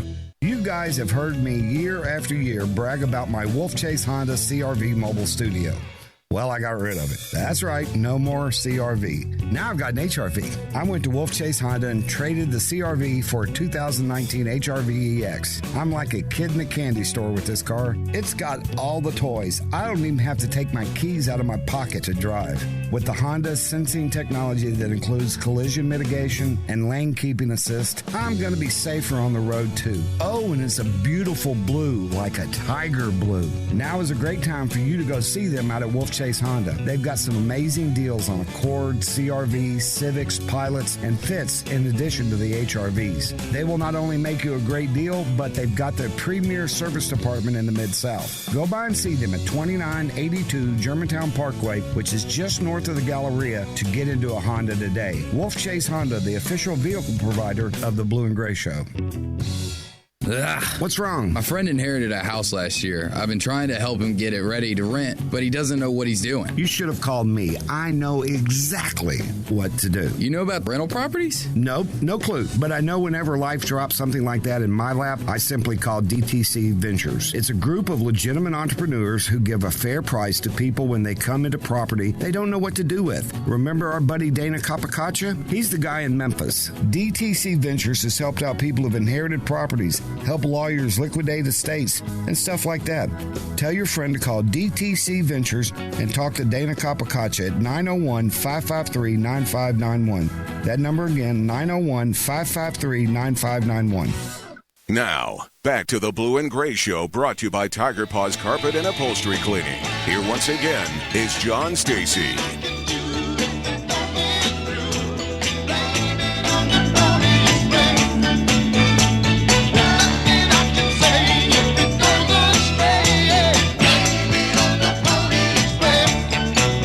Okay, I didn't know this song before I looked it up. But you realize why I played it, right? He said it twice already.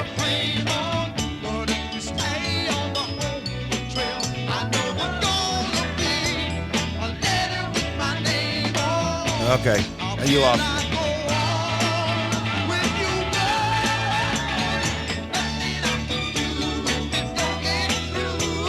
Oh, yeah, the Pony Express. There we got it. SMU. Yeah, best team money can buy.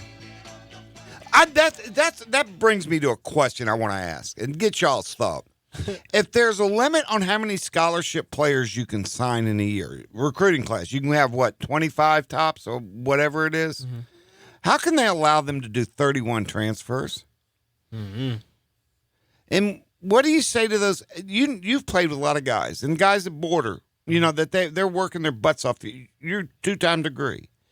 What do you say to a kid that got dropped so they could bring in this grad transfer, and he no longer gets his education? As a coach, what do you tell a player? What do you tell another player? Would you tell when it came to recruiting for next year? Yeah. And a player came to you and said, "Well, they dropped your scholarship." Guy says, "Well, should I go play for him?" What are you going to say? Oh man, I try to stay out of it. I don't want anything to. Yeah. I no comment. Leave me alone. I'm not, because you would tell him not to go there. Yeah, exactly. It's a business. I think that SMU's done more damage to their program for the way they've done this. Yeah. Than they've done good, and they've done a lot of bad to college. 31 graduate transfers in a year, for a lot of kids that went there in good faith and being run off. It's almost as bad as the Houston thing. Yeah. I mean, I felt bad for those, and I don't normally feel bad for our opponents, but the seniors down at Houston that couldn't redshirt. Gee, coach, throw away the season. I don't care. It's fine with me. Ruin my, It's messed up. Yeah. All right. Let's talk about turnaround, because I don't know if I did some more number look, because I got to thinking on the way home today. We're in our 6th season, which will be our 6th consecutive bowl season. Mm-hmm. From 2008, which we went to a bowl in, through 2013, your final season, we won 18 games total. That out of 50 and lost 55 out of 73 games. Yeah. That's 25% of our games. Okay. Now, I brought it up because Saturday's game was the 74th game since the conclusion of the 2013 season.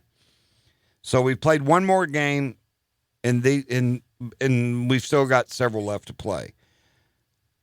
In that same time frame, in that same game period, we've won 52 ball games.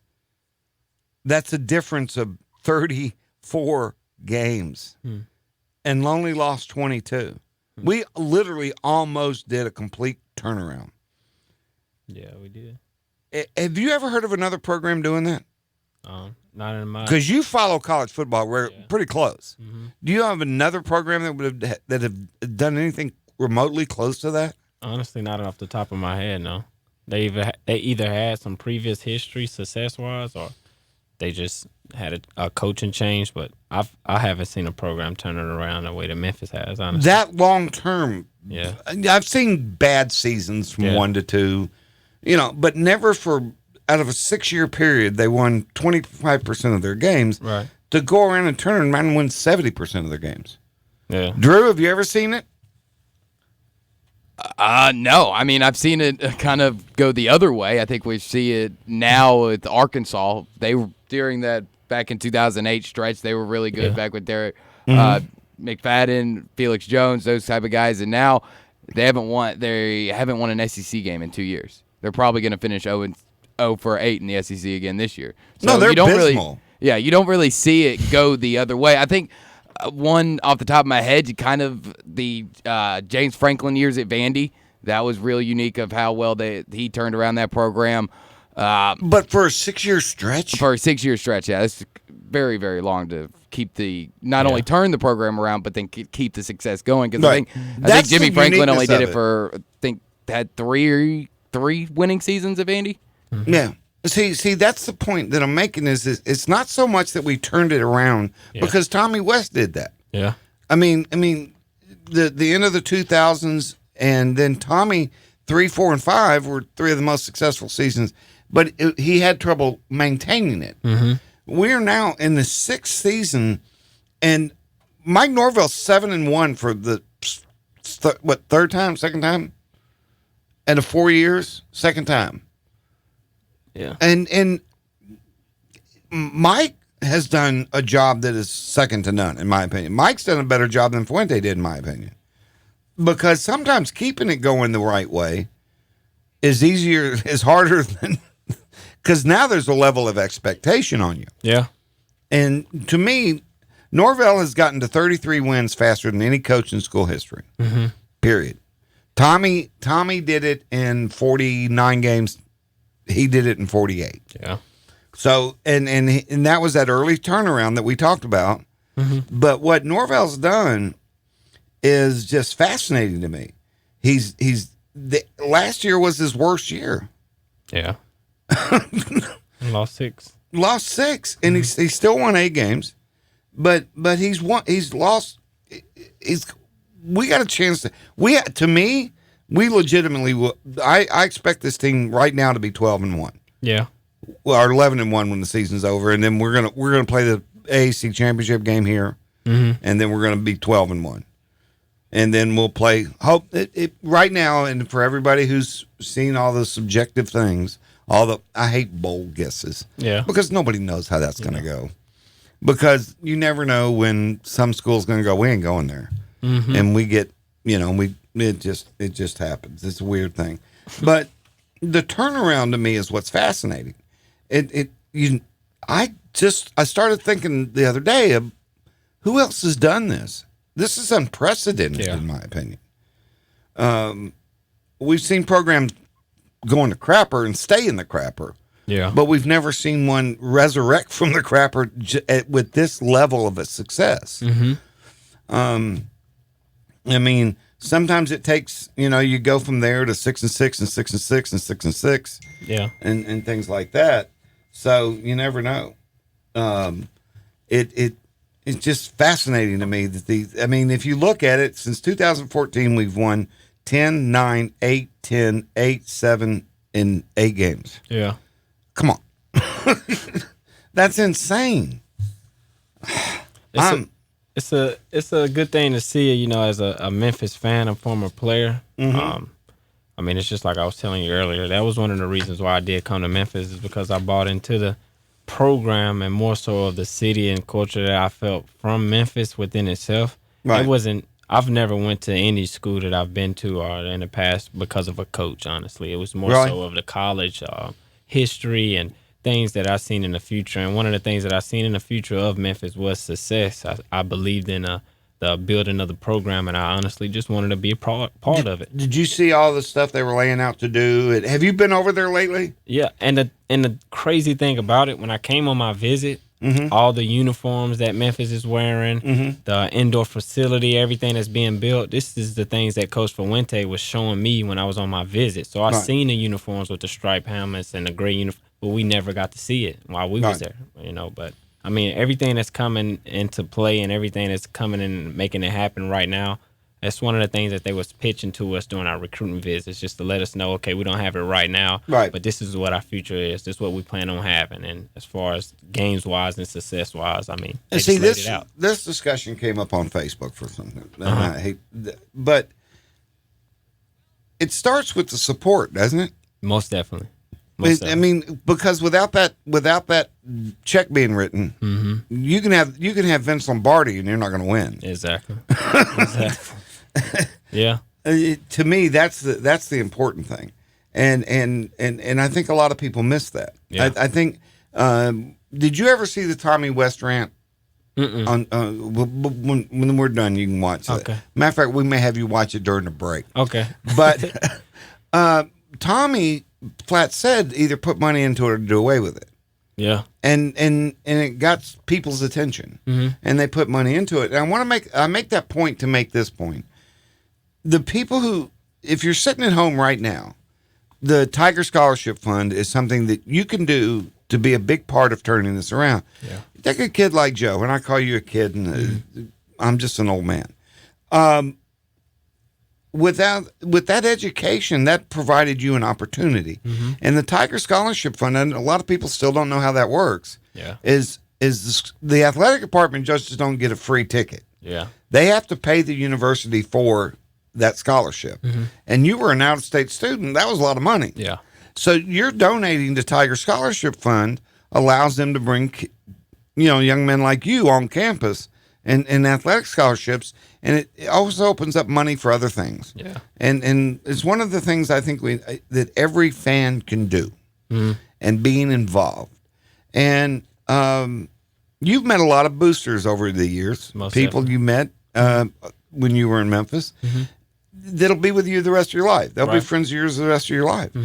Is that something that attracted you to Memphis? Did you meet anybody here when you were on your visit? Or on my visit, I've met with some, but not boosters. Okay. It was just more so people around the program. But when I did get here, I mean, I'm from South Carolina, so I'm 10 hours away. Right. Didn't really know anybody here at all. So to have boosters or those events that we can go eat with them, Yeah. or just to have them by our side and support like they were family to me, it meant a lot to me as a player, out-of-state player. Yeah. So I can only imagine outside of financial-wise what you can do for the program, just being there as far as mentor or just Being being there. an outlet just within itself, it means a lot to Being there. players, you know. Right. And it doesn't have to be an everyday conversation. It can just be to check in on them, just to show that you're there for them. That means a lot to somebody and Right. brings their spirit to good.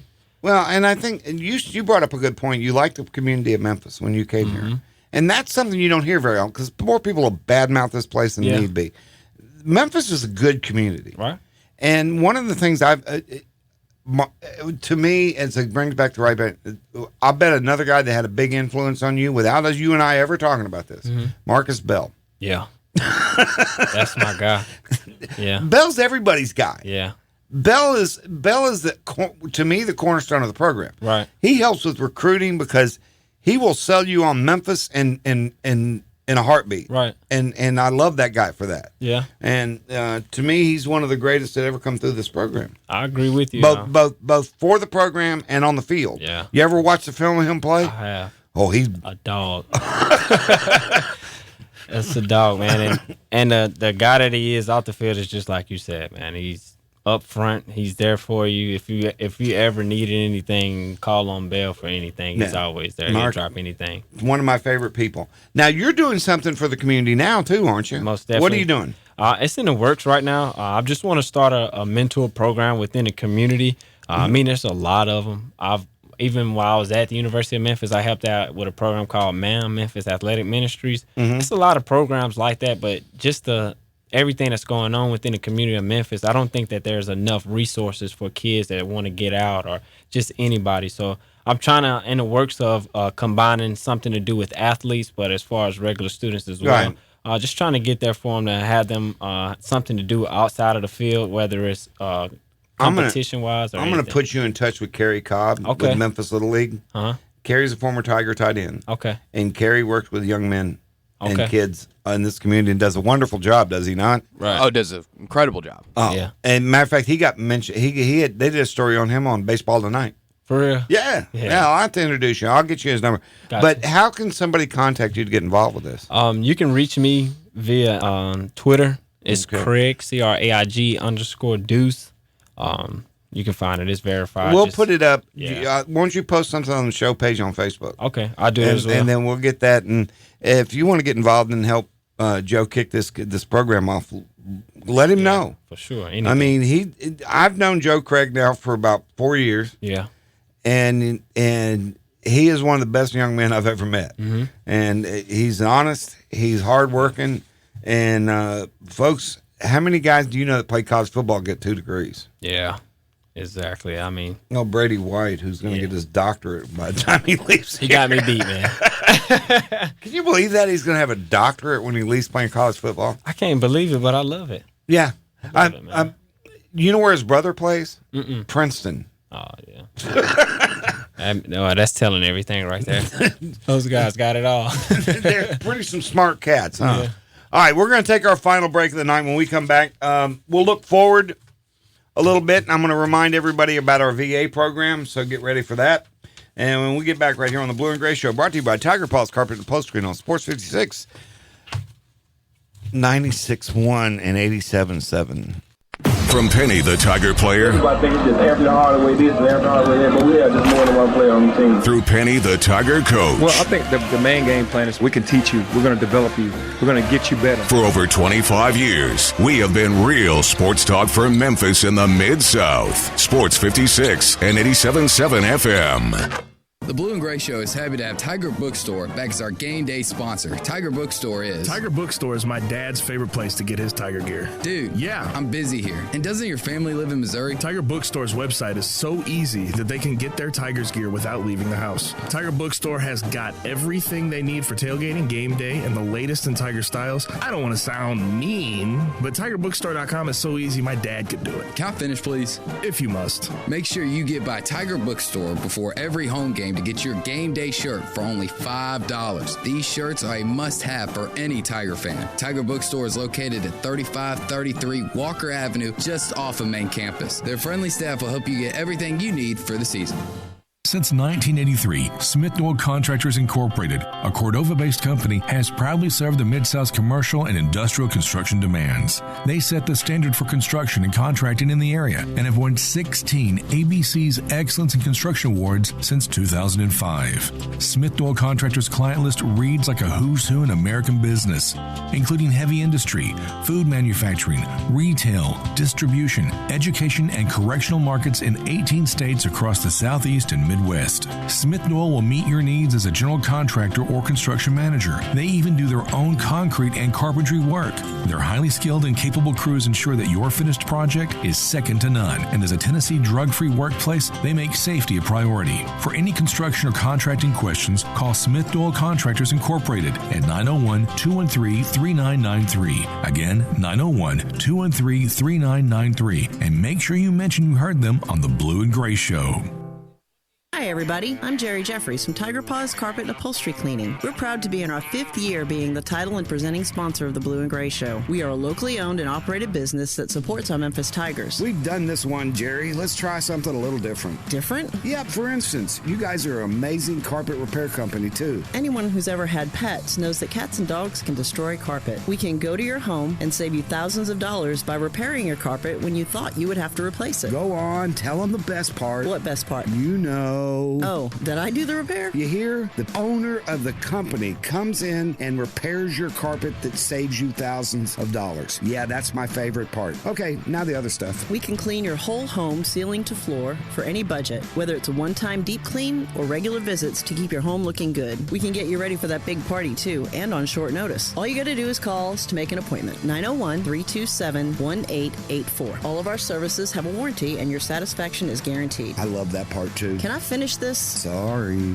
We do free in-home estimates, so you will know the price up front and the results you can expect when we are done. We have special discounts for rental properties, military, and first responders as well. We are a company that gives you great service at a fair price. So call us at Tiger Paws Carpet Upholstery Cleaning, 901-327-1884, or look for Tiger Paws Carpet Upholstery Cleaning on Facebook. Ugh. What's wrong? My friend inherited a house last year. I've been trying to help him get it ready to rent, but he doesn't know what he's doing. You should have called me. I know exactly what to do. You know about rental properties? Nope, no clue. But I know whenever life drops something like that in my lap, I simply call DTC Ventures. It's a group of legitimate entrepreneurs who give a fair price to people when they come into property they don't know what to do with. Remember our buddy Dana Capacacha? He's the guy in Memphis. DTC Ventures has helped out people who've inherited properties, help lawyers liquidate estates, and stuff like that. Tell your friend to call DTC Ventures and talk to Dana Capacacha at 901-553-9591. That number again, 901-553-9591. Now, back to the Blue and Gray Show, brought to you by Tiger Paws Carpet and Upholstery Cleaning. Here once again is John Stacy. Well, we rode right through Death Valley, Boomer Sooner, Gig the Maggies, through our Longhorns up in Austin along the way.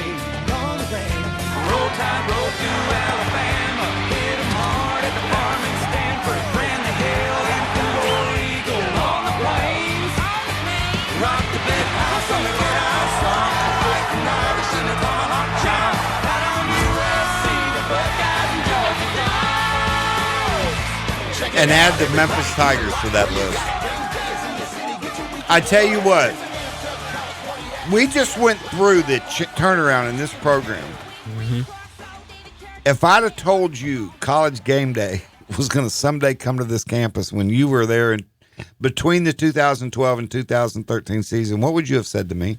I would have told it if first and foremost. You'd have told me to quit drinking, is what you would have. And if it would have been during my visit, then I would have thought that you would have been a lawyer to me, and I wouldn't have came to Memphis. But here we are, and they still haven't announced it, Drew. Still nothing official, but you see all the leaked production sheets on Twitter and Facebook. I'm sure they're on Facebook, where it says Week 10 College Game Day, University of Memphis, possible sites, front of the library or stadium, and then just a bunch of production stuff. Right. By the way, for anybody that suggests it should be on Beale Street, go down to Beale Street and quit drinking. So that's where I go to drink. But the point is College Game does not belong on Beale Street. Yeah. No, because if we get it here, we want it to promote what we're doing here as far as football and education goes. Exactly. It's about promoting the program and the school, in my opinion. Not the local watering hole. Yeah. While we're on the topic of game day, who's your vote for celebrity guest picker from Memphis? Who's your vote? Who would you want to be the celebrity guest picker? The celebrity guest picker from Memphis. Yes. Well, there's a couple. Joe, go ahead and tell me yours, because I got to think about this. I think I already know who it will be. Little Penny. Little Penny. So we get Chris Rock. That'll be good. Yeah. I take it. I'm a little different when it comes to this. Marcus Bell. Because if anybody is Memphis, it's Marcus Bell. And I know it's not that big of a celebrity portion of it, but I can't think of a guy more Memphis. And I know that sounds a little odd, doesn't it? It sounds a little patronizing.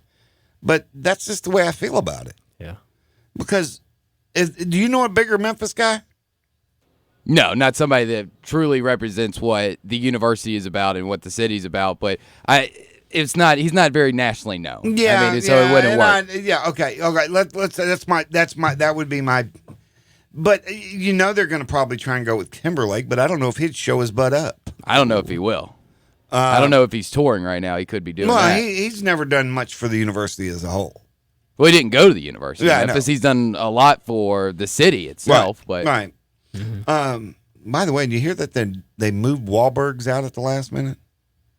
Did you know about that? They were going to they built a Wahlbergs on Beale Street, and they backed out, pulled everything up and left. I don't know. Don't ask me how I got there. My pick for celebrity guest picker. Okay. Thanks for asking, John. I was going to get to that, it. but I'm befuddled because I don't have an answer, I don't think. I threw out, I think it'd be cool to have 3-6 Mafia. They'll never do that. Yeah. They're starting to reunite. So Juicy J, DJ Paul, and the rest of them, they've been coming back together. And I think if you just had Juicy J, DJ Paul, maybe Little White, probably I got it better. A couple of them up there. Jerry Lee. The wrestler? Jerry Lee Lewis. Oh, Jerry Lee Lewis. He's still alive, right? Yeah. Okay. Just making sure. But Jerry Lee, Stun Studios, the whole bit. You don't know Stun Studios, do you? Oh, man, we got to break you down on that. You got to learn your Memphis music. I got to, man. Sun Studios. Sun Studios. Oh, yeah, I know Sun Studios. Okay, well, Jerry Lee, Elvis, that whole crew. But, I'm trying to think of somebody who epitomizes Memphis, known nationally. Penny Hardaway. Penny Hardaway comes to mind. Yeah, and he's probably going to do it. Will be Penny and hopefully Little Penny with Chris Rock. But I kind of want somebody new, and not to be mean, but I see Penny every day. Exactly. Yeah. I want somebody that I don't get to see all the time. Yeah. Sybil Shepherd. Do you know who Sybil Shepherd is? I do not. She's an actress. She's from Memphis. What about the guy that was on American Idol? What was his name? That was from Memphis. I didn't even know it was a guy. My wife could tell you that. Honey, text me. Yeah. But I'm just trying to think of somebody different. But in all likelihood, it'll be Penny. Yeah. I think. Which isn't bad. But No. like I said, I'd like to for somebody. Penny's that a don't get great to guy. sit. Yeah, he is. Penny is. He's Memphis. To me, he's the basketball version of Marcus Bell. For sure. A little thinner. Yeah. A lot. Bell heard that probably. Yeah, that's my guy. You're going to have to answer that one. I see him. Hey, we have not talked much about Brady White. Brady White. Now, as a receiver, what do you think of his ball? I think he can throw the ball, but Right. I also honestly I think he's holding back, and I'm not too sure because I never can speak on someone else, but it may be that a lot of people is in his ear. Or he feels a lot of pressure. I'm not too sure, but I can tell at certain situations, certain plays, he's holding back. I think he has a lot more potential, Right. A lot more growing to do. But even still, even amidst of that, his numbers are ridiculous. 48 touchdowns in 21 games. Yeah. He is on pace. If he plays this year, if we play 13 games this year, which we will, right? And if we play just 12 next year, that means no bowl. Yeah. He will break Danny Wimprine's 81 career touchdown mark. Yeah. That is crazy. mind-blowing. That is. Considering he's only going to play it in, 40-some games. Yeah. And right now, this season, he's got 2,161 yards. Yeah. In 8 games. That's, that's a pretty good number. And last year he had 3,200. I think he's going to smash that. Yeah, he's going to pass that for sure. He's at 5,457 yards career. Mm-hmm. That makes him 5th all time. He'll break Martin Hankins' record. He'll get Martin Hankins in the next 2 games. Agreed? Yeah, I agree with that. Now, next will be Riley. Yeah. And I don't think he can get Riley. With the way he's been throwing the last 3 games, yeah, he could get Riley this year. Yeah, he can. He can for sure. If he does do that, if he does hit that number this year, then he also passed Riley on the season. Right. For the most in the season as well. Yeah, but like I said, it's the back end of the schedule is set up for him to be successful. If he doesn't hold back, then now with the back end of the schedule, kind of tough. Yeah. The only game that's not going to be a knockdown drag out to me is South Florida. Right. Because I think we just, unless we walk in there and fall asleep, yeah, South Florida should be a big win. I agree. But SMU is going to be a dogfight for sure. Okay, that's obvious. Houston, I'm not sure what that game's going to be. Yeah, because Houston could have mailed it in by that point. Because of the whole red shirt and King. To me, still the most wrong thing I've seen in college football in a while. Then Cincinnati. Yeah. Cincinnati's ranked 17th in the nation, folks. Yeah. And what's funny to me is SMU or Memphis at season's end is going to have played each other. Yeah. Tulane, Navy, and Cincinnati. I think doesn't SMU play Cincinnati too, or no? No, they're on the opposite side of us, so no, they don't get. They either get Cincinnati or South Central Florida, one or the other. Yeah. SMU's remaining games were after us, East Carolina, Navy, and Tulane. Okay, so who did they play in the East? East Carolina and South Florida. That's it? Those are the 2 East games. You only play 2. Dang, that is weak. Yeah, that's very weak. They got the easiest draw out of the East out of anybody. That's for dang sure. Oh, they also play Temple. Sorry. So, yeah, 3 out of the East. Right. So they get the same 3 we're playing. No, they got East Carolina. We didn't. Yeah, so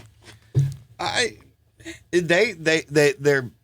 But either way, they're going to end up with the team that comes out of this is going to come out with a tough number, and can't get any love nationally. Yeah, it's going to be tough. I listened to an ESPNU show today, and they did not mention anybody out of the American except SMU.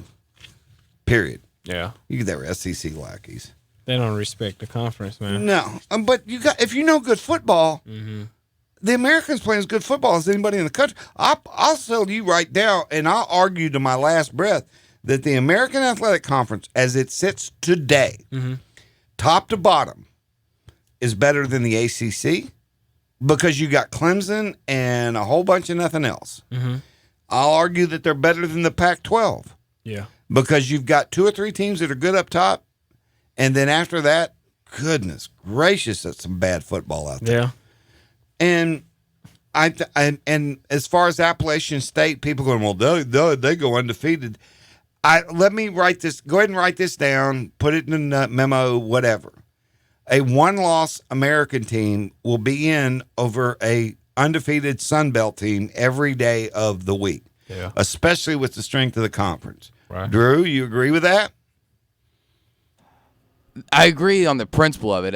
I think a 1-loss American team is better, but they're not going to put a Sun Belt team. The in way the New Year's Six works and it's written out is that a representative from the Group of 5 conferences with the best record and highest ranking. But when they do that ranking, it's not. It's not the poll ranking. It's the playoffs committee ranking. I know, but it's worded out best record. That's how they word it out. They're going to look at body of work when they get in that committee. I know. If App State goes undefeated, they'll get in. No, they won't. But they've got to play South Carolina later in the year. But they're playing. Look at the Sun Belt schedule they play. Yeah. If we played that, like I said, I agree with you on the principle of it. But if they go undefeated, they'll get in. No, they won't. Write that down now, and you can just say when it happens, you can just say, John, you were right.